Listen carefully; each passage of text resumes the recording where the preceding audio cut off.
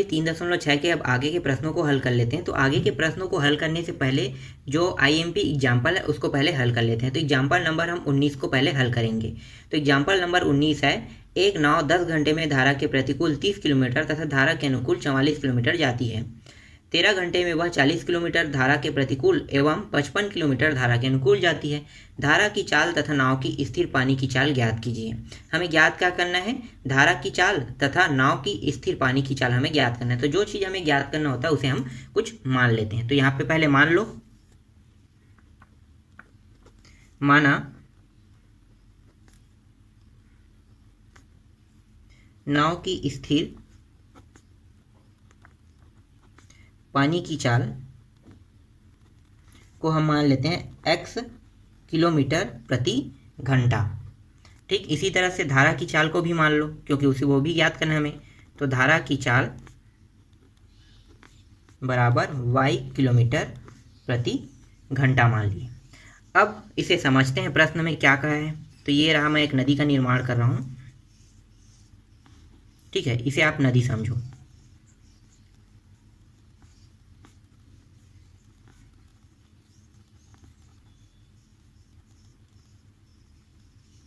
ठीक है, ये रहा, एक नदी है। इस नदी में एक नाव चल रही है। ठीक है, नाव बना लेते हैं वो भी। ठीक है, ये नाव है। अब पानी की जो दिशा है वो किस दिशा में है? पानी जो है इस दिशा में बह रही है और नाव भी इसी दिशा में बह रही है। तो नाव की स्थिर पानी की चाल और धारा की चाल दोनों एक ही दिशा में बह रही है। तो एक ही दिशा में बह रही है मतलब क्या होगा? दोनों हो जाएगा, जुड़ जाएगा, तो x प्लस वाई हो जाएगा। इसे हम कहते हैं अनुकूल, धारा के अनुकूल। तो यहाँ पे मैं सिर्फ अनुकूल लिख लेता हूँ। ठीक है, धारा के अनुकूल ये दोनों बह रही है। पानी भी इसी डायरेक्शन में और नाव भी इसी डायरेक्शन में। अब क्या होगा? अब जो है नाव की स्थिर पानी की चाल के विपरीत धारा की चाल बह रही है। मतलब ये जो नाव है ये ऊपर की ओर चल रही है, मतलब इस डायरेक्शन में चल रही है, उल्टा चल रहा है। तो क्या होगा? दोनों अलग अलग हो जाएगा, तो यहाँ पे माइनस लग जाएगा।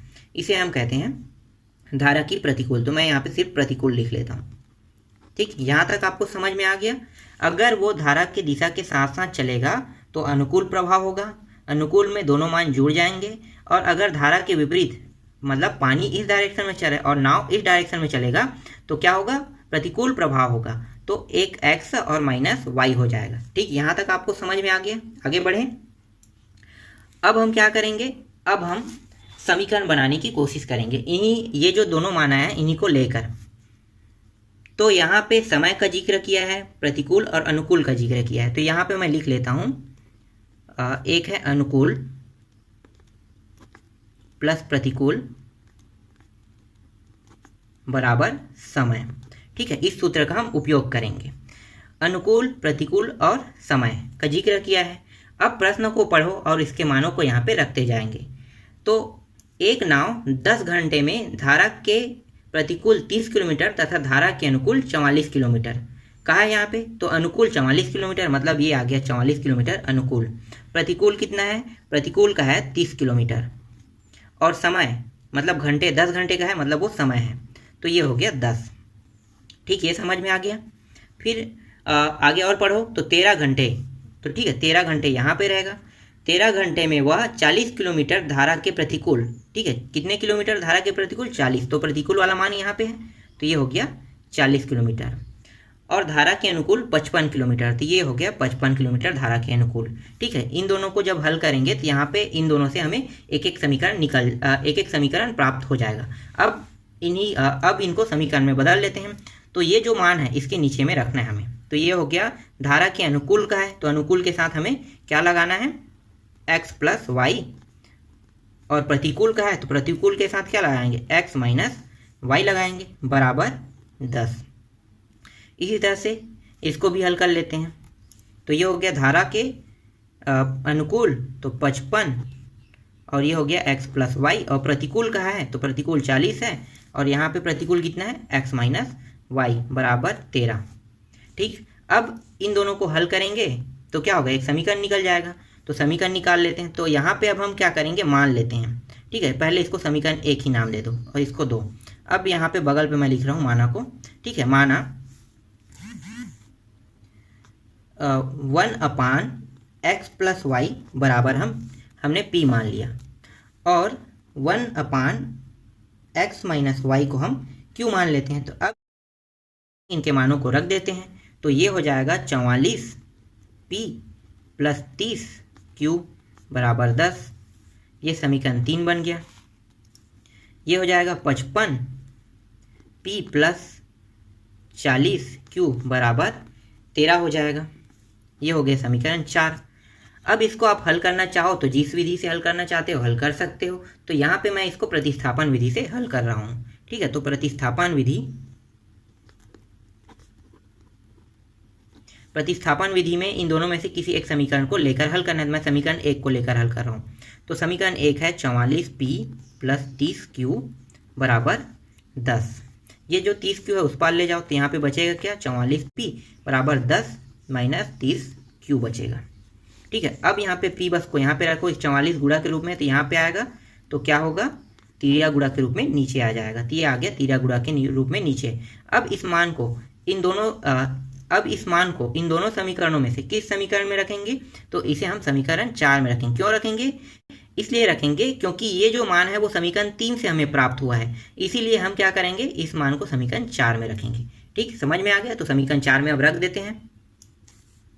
तो समीकरण 4 है 55p प्लस 40q बराबर 13। यहाँ पे हम p के मान को रखेंगे, तो ये हो जाएगा 55, p का मान है 10 माइनस 30q अपान 44 प्लस 40q बराबर 13।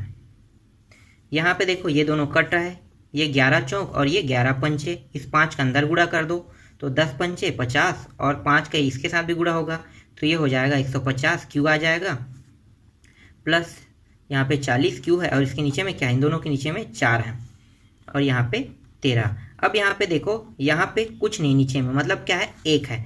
अब नीचे में दोनों हर को देखो क्या समान है, नहीं है, तो क्या करेंगे, दोनों के हर को समान कर लेते हैं। तो समान करेंगे तो ये हो जाएगा 4 आ जाएगा, इस 1 का इस पूरे पद के साथ गुणा होगा, तो ये हो जाएगा 50 माइनस 150q होगा, और इस 4 का इसके साथ गुणा होगा, तो ये हो गया 4 चौक 16, 160q आ जाएगा, और ये हो गया 13। ठीक है, ये जो 4 है उसको तिरिया गुणा करके हम ऊपर ले जाते हैं, तो ऊपर ले जाएंगे तो ये हो जाएगा 13 चौक 52, तो ये हो गया 52 हो गया। यहाँ पे बचा क्या, यहाँ पे बचा है 50 माइनस 150q प्लस 160q बचा है। अब यहाँ पे देखो ये दोनों मान घट सकता है, तो घटा दो, कितना होगा, ये माइनस में प्लस में है, तो यहाँ पे 10q आ जाएगा। और ये जो 50 है उसको इस साइड ले आते हैं, तो ये क्या हो गया, 50 जो है यहाँ पे आके घट जाएगा। ठीक है, ये प्लस में है, इस साइड आके माइनस हो गया, तो ये हो गया 10q बराबर, घटा दो तो ये प्राप्त हो गया 2। तो q का मान यहाँ पे 2/10 प्राप्त हो रहा है, तो ये q बराबर 1/5 प्राप्त हो गया।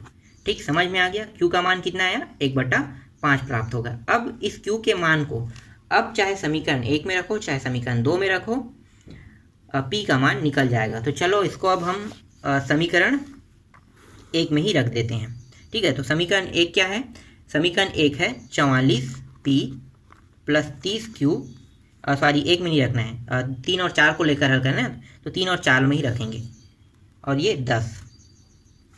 तो ये हो गया 44p प्लस 30q का मान कितना है, 1/5 बराबर 10, 5 एकम 5 छक्के 30, तो ये हो गया 44p, और ये 6 है इस पार चला जाएगा तो 10 माइनस 6 हो जाएगा, तो यहाँ पे बचा 44p बराबर 4।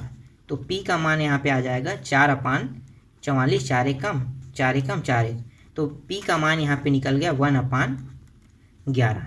ठीक, तो p का मान भी निकल गया, लेकिन ये हमारा ओरिजिनल आंसर नहीं है। ओरिजिनल आंसर क्या है, ओरिजिनल आंसर तो हमारा x और y के मान में आना चाहिए था। तो अब हम क्या करेंगे, इस मान को वहाँ पे रखेंगे जहाँ पे हमने माना था। ठीक है, तो माने वाले स्थान पे अब चले जाते हैं। तो अब हम आ जाते हैं 1/x प्लस वाई बराबर p। ठीक है, इसको हमने माना था, तो इस स्थान पे पहुँच गए। अब यहाँ पे हम p के मान को रख देते हैं, तो ये हो जाएगा 1/x प्लस वाई बराबर p का मान कितना है, 1/11 आया है। इसको अब तिरिया गुणा कर देते हैं, तो नीचे का दोनों मान ऊपर चला जाएगा, तो ये हो जाएगा x प्लस वाई बराबर 11। ठीक, इसको हम समीकरण 5 नाम देते हैं। इसी तरह से 1/x माइनस वाई बराबर क्यू वाले को भी निकाल लेते हैं। तो यहाँ पे क्यू का मान रख दो, तो x माइनस वाई बराबर क्यू का मान कितना है 1/5 है। तिरिया गुणा कर दो, तिरिया गुणा होगा तो ऊपर का मान नीचे, नीचे का मान ऊपर चला जाएगा। तो हमें दोनों मान को सिर्फ ऊपर ले जाना है, नीचे नहीं लाना है, ठीक है। तो ले जाओ, तो यहाँ पे हो जाएगा x माइनस वाई बराबर ये 5। ये छठवां समीकरण प्राप्त हो गया। अब देखो यहाँ पे दो समीकरण निकल गया है, तो अब क्या करेंगे, दोनों को जोड़ दो। तो जोड़ देते हैं, x प्लस वाई बराबर 11 और x माइनस वाई बराबर 5। अब ये हल हो रहा है विलोपन विधि से, ठीक है। अभी देखो, इससे पहले इसी प्रश्न को हमने प्रतिस्थापन में हल किया, अब यहाँ पे हम विलोपन का उपयोग कर रहे हैं। तो दोनों में से देखो कट क्या रहा है, ये दोनों मान कट गया, बराबर है तो ये दोनों मान जुड़ जाएगा, ठीक है। जुड़ के कितना हो गया 2x हो जाएगा, और ये भी जुड़ जाएगा, तो ये कितना हो गया 16 हो गया। तो यहाँ पे x का मान 16/2, तो x बराबर 8 प्राप्त हो गया, ठीक। x का मान निकल गया। अब y के मान निकाल लो, तो y का मान इन दोनों समीकरणों में से किसी में भी रखो, निकल जाएगा। तो हम समीकरण 5 में रखें, समीकरण 5 है x प्लस वाई बराबर 11। x का मान 8 है प्लस y बराबर 11। इस 8 को उस पार ले जाएंगे तो ये हो जाएगा 11 माइनस 8 हो जाएगा, तो y का मान यहाँ पे प्राप्त हो गया 3। तो ये रहा आंसर इसका आ गया, ठीक। ये समझ में आया। अब हम प्रश्नावली के प्रश्नों को अब हल कर लेते हैं। तो इस प्रश्नावली के आगे के जो प्रश्न है वो है, ऋतु धारा के अनुकूल 2 घंटे में 20 किलोमीटर तैर कर सकती है और धारा के प्रतिकूल 2 घंटे में 4 किलोमीटर तैर सकती है। उसकी स्थिर जल में तैरने की चाल तथा धारा की चाल ज्ञात कीजिए। हमें क्या करना है, स्थिर जल में तैरने की चाल और धारा की चाल हमें ज्ञात करना है। तो दोनों को हमें क्या करना है, मान लेना है। सिंपल सी बात है, जैसे इससे पहले वाले प्रश्न में माना था वैसे ही इसमें भी हम मान लेंगे। तो मान लो, तो स्थिर जल में लिखो यहाँ पे, जल में तैरने की चाल बराबर x किलोमीटर प्रति घंटा और धारा की चाल बराबर y किलोमीटर प्रति घंटा मान लिए, ठीक। ये दोनों समझ में आ गया। अब आपको समझ में आ गया है, अगर ऋतु धारा की दिशा में चल रहा है, ठीक है, तो ऋतु धारा की दिशा में अगर चल रहा है, मतलब जिस दिशा में पानी बह रहा है उसी दिशा में अगर वो भी तैर रही है, तो क्या होगा, x प्लस वाई हो जाएगा, दोनों को जुड़ जाएगा, ठीक है, दोनों जुड़ गया। लेकिन अगर विपरीत चलेगा तो क्या होगा, x माइनस वाई हो जाएगा। अगर विपरीत तैर है, धारा इधर बह रही है और ऋतु इधर तैर रही है, तो क्या होगा, तो ये x माइनस वाई हो जाएगा, ठीक। ये पहले वाले प्रश्न में था, इसलिए मैं इसको ज़्यादा नहीं समझा रहा हूँ। पहले वाले प्रश्न में आपको समझ में आ गया होगा। एग्जाम्पल नंबर 19 वाला, 19 के जैसा ही है ये। बस अब इसको हम आगे हल करते हैं। अब यहाँ पे क्या कहा है कि ऋतु धारा के अनुकूल 2 घंटे में 20 किलोमीटर तैर सकती है। तो इसके लिए हमें सूत्र का उपयोग करना है। सूत्र क्या है, तो समय, यहाँ पे जो सूत्र है उसको मैं लिख रहा हूँ, समय बराबर 2/4। इस सूत्र में मानों को रखेंगे तभी ये हल हो पाएगा। तो समय जो है यहाँ पे मैं लिख लेता हूँ समय, ठीक है, समय हो गया, फिर दूरी,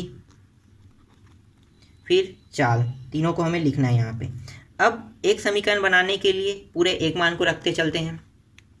तो समय यहाँ पे कह रहा है 2 घंटा, दूरी जो है वो 20 और चाल जो है वो x प्लस वाई है, अगर धारा की दिशा में तैर रहा है। तो अगर धारा की विपरीत दिशा में तैर रहा है तो ये हो जाएगा x माइनस वाई। तो समय भी देख लेते हैं, तो समय 2 घंटा और दूरी 4 है। तो अब इन दोनों से 2 समीकरण हमें प्राप्त हो जाएगा। तो चलो अब समीकरण निकालते हैं इससे। इस सूत्र में अब मान को रख दो, तो पहले वाले को पूरा ये वाला मान यहाँ पे रखेंगे तो एक समीकरण निकल जाएगा। तो समय कितना है, समय है 2, ये रहा 2 रख दिया हमने। दूरी देखो 20 है और चाल कितना है, x प्लस वाई है, तिरिया गुणा कर दो। तो ये जो नीचे का मान है ऊपर बस ले जाना है हमें, तो ये हो जाएगा ऊपर जाके, तो ये आ गया 2x प्लस 2y बराबर 20। ये रहा एक समीकरण निकल गया, ठीक, समझ में आ गई ये। अब क्या करेंगे, दूसरी बार रखेंगे इसी सूत्र में मान को। तो दूसरी बार ये 2 तो घंटा रहेगा ही, और दूरी जो है वो 4 है, और चाल जो है वो विपरीत दिशा होने के कारण x माइनस वाई हो जाएगा। यहाँ भी तिरिया गुणा कर दो तो नीचे का मान ऊपर चला जाएगा और 2 के साथ इसका गुणा हो जाएगा, तो 2x माइनस 2y बराबर 4। ये रहा दूसरा समीकरण प्राप्त हो गया। अब क्या करेंगे, अब इसको हल कर देते हैं। तो 3 विधि है, 3 विधि में से किसी भी विधि में हल कर दो, आंसर आ जाएगा। तो हम यहाँ पे यूज कर रहे हैं विलोपन विधि। तो विलोपन विधि से इसको जोड़ दो, तो जोड़ते हैं तो ये हो जाएगा, चलो मैं पहले इन मानों को रख लेता हूँ, ठीक है, लिख लेता हूँ। 2y बराबर 20, 2x माइनस 2y बराबर 4। अब जोड़ दो। जोड़ क्यों रहे हैं? क्योंकि देखो यहाँ पे पहले से दोनों मान क्या है, एक 2y है, यहाँ भी 2y है, और पहले से क्या है, यहाँ पे प्लस एक माइनस, मतलब कट जाएगा आसानी से, तो हमें घटाने की ज़रूरत ही नहीं है, हम सीधा क्या करते हैं, जोड़ देते हैं। तो ये हो गया 4x बराबर, ये हो गया 24। तो x बराबर 24/4, तो x का मान 4 छक्के 24, तो x का मान 6 प्राप्त हो गया। ठीक, अब इस x के मान को आप समीकरण 1 या समीकरण 2 किसी में भी रख दो, y का मान निकल जाएगा। तो चलो समीकरण 1 में रख देते हैं, 2x प्लस 2y बराबर 20। तो x का मान है 6 प्लस 2y बराबर 20, ये हो गया 12 प्लस 2y बराबर 20। इस 12 को उस पार ले जाते हैं तो यहाँ पे बचेगा 2y, और ये 20 माइनस 12, 2y बराबर, ये दोनों क्या हो जाएगा, घट जाएगा, कितना प्राप्त होगा, 8। तो y बराबर 8/2, तो y का मान प्राप्त हो गया 4। ठीक, x और y के दोनों मान निकल गए, तो ये रहा आपका आंसर। ठीक है, आगे बढ़ते हैं अगले प्रश्न की ओर। दूसरा प्रश्न है, 2 महिलाएं एवं 5 पुरुष एक कसीदे के काम को साथ साथ 4 दिन में पूरा कर सकते हैं, जबकि 3 महिलाएं एवं 6 पुरुष इसको 3 दिन में पूरा कर सकते हैं। ज्ञात कीजिए कि इसी कार्य को करने के लिए एक अकेली महिला को कितना समय लेगी, पुनः इसी कार्य को करने के लिए एक पुरुष कितना समय लेगा। मतलब पुरुष और महिला दोनों अगर सिंगल काम को पूरा करता है तो कितने दिन लेगा, ये हमें निकालना है। तो जो चीज़ हमें ज्ञात करना है उसे हम मान लेते हैं। तो चलो मान लो यहाँ भी, तो यहाँ भी आप मानना पड़ेगा आपको कि अकेली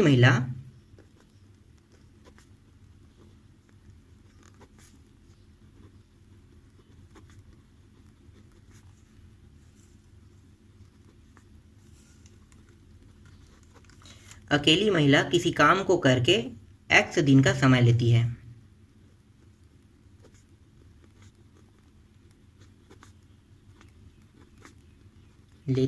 तथा इसी काम को पूरा करने के लिए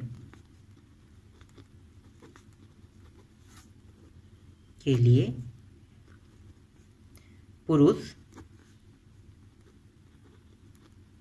y दिन का समय लेता है।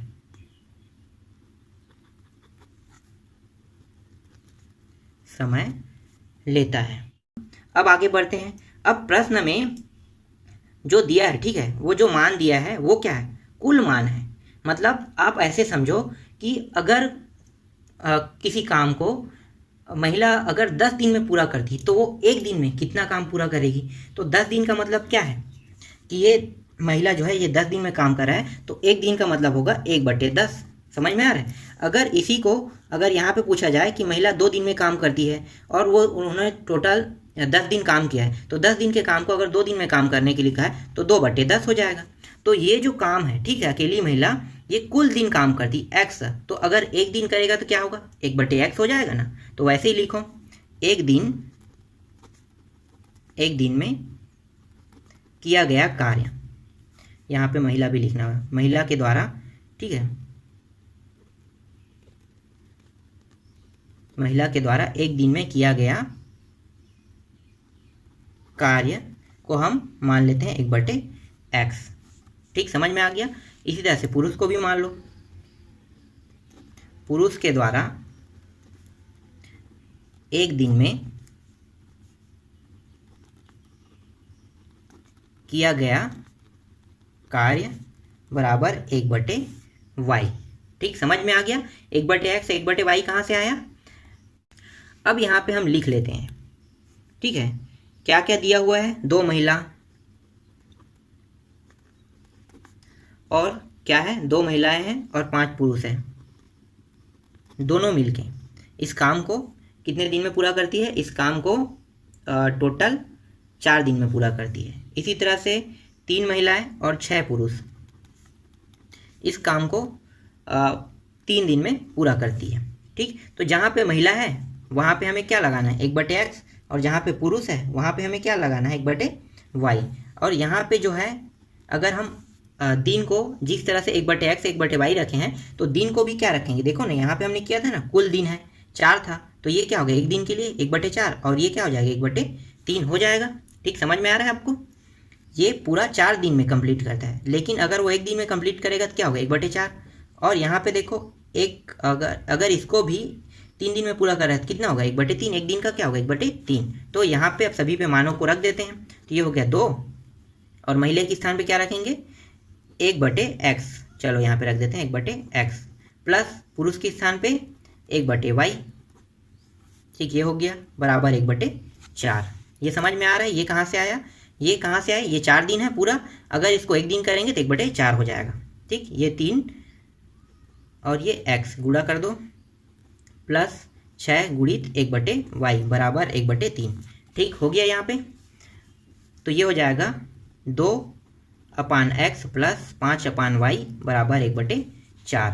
यहाँ पे 3/x प्लस 6/y बराबर 1/3। अब इन दोनों से हम समीकरण का निर्माण कर लेते हैं, या फिर हाँ चलो समीकरण का निर्माण हो जाएगा। मान लो माना 1/x बराबर हम क्या मानते हैं p, और 1/y को हमने माना q। अब यहाँ पे रख लेते हैं, तो ये हो जाएगा 2p प्लस 5q बराबर 1/4, फिर 3p प्लस 6q बराबर 1/3 हो जाएगा।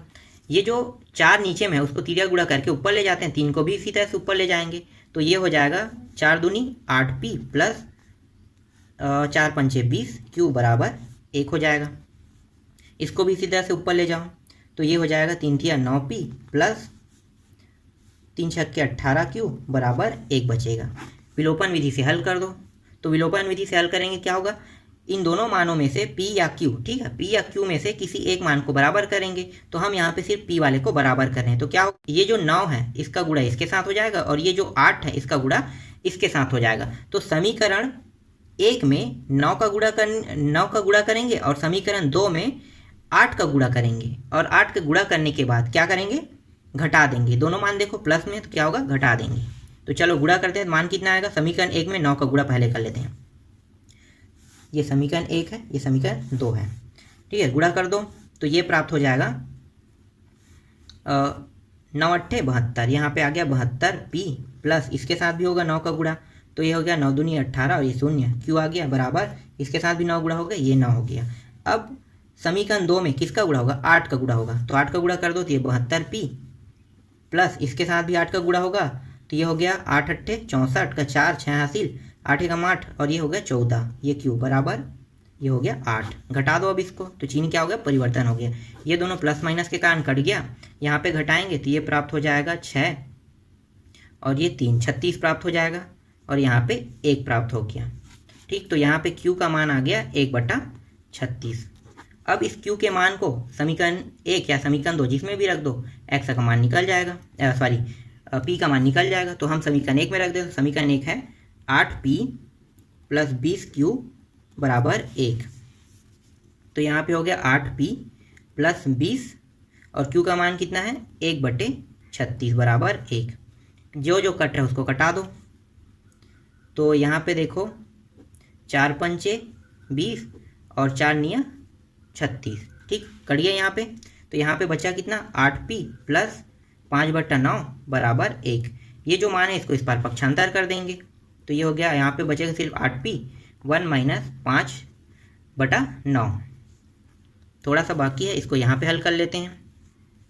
ये जो 9 है यहाँ पे कुछ नहीं मतलब 1 है, इस 9 का तिरिया गुणा कर देंगे, तो इन दोनों के चलो यहाँ पे लघुत्तम पहले निकालो, तो ये लघुत्तम आया 9, यहाँ पे 9 माइनस 5, और यहाँ पे बचा 8p, तो ये दोनों को अगर घटाएंगे तो ये आएगा 4/9 प्राप्त होगा, और ये हो जाएगा p बराबर ये जो 8 है यहाँ पे आएगा तिरिया गुणा होकर, यहाँ पे 8 है कम 8 दूनी, तो p का मान यहाँ पे प्राप्त हो गया 1/18। अरे यार थोड़ा सा यहाँ पे लिख लेते हैं, चलो 1/18, ठीक, p का मान निकल गया, कितना आया, p का मान 1/18 प्राप्त हो गया। अब जो p और q का मान जो आया उसे हम कहाँ रखेंगे, जहाँ पे हमने माना था x के 1/x को और 1/y को, वहाँ पे अब रख देते हैं। तो 1/x बराबर p का मान कितना निकला, p का मान आया 1/18। इसको हल कर लेते हैं तो ये नीचे का मान ऊपर, ये नीचे का मान ऊपर चला जाएगा, तो ये हो गया 18 बराबर x। तो x का मान प्राप्त होगा 18। इसी तरह से 1/y का मान को रख लो तो 1/36 आया, ये भी होगा, तिरिया गुणा होकर नीचे के दोनों मान ऊपर चला जाएगा, तो ये होगा 36 बराबर y। तो y का मान प्राप्त हो गया 36। ठीक, समझ में आया, ये भी प्रश्न कंप्लीट हो गया। अब अंतिम प्रश्न को हल कर लेते हैं। तो अंतिम प्रश्न जो है वो है